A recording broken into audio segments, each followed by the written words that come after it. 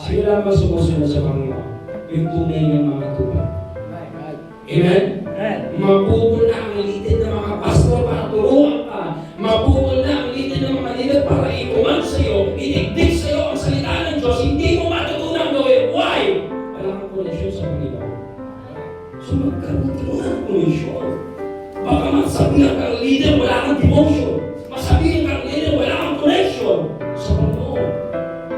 Paano mo ililid ang tupa mo sa baba kung ikaw mismo hindi tupa ng Diyos? Amen. Sa Bible, maraming shepherd. Pero yan silang great shepherd. The Lord Jesus Christ. Maraming commander sa Bible. Pero hindi commander ni chief. Hello? Maraming master sa Bible. At meron dakilang master. Meron dakilang Lord. Meron Lord to all Lord. King of kings. Mga kapatid.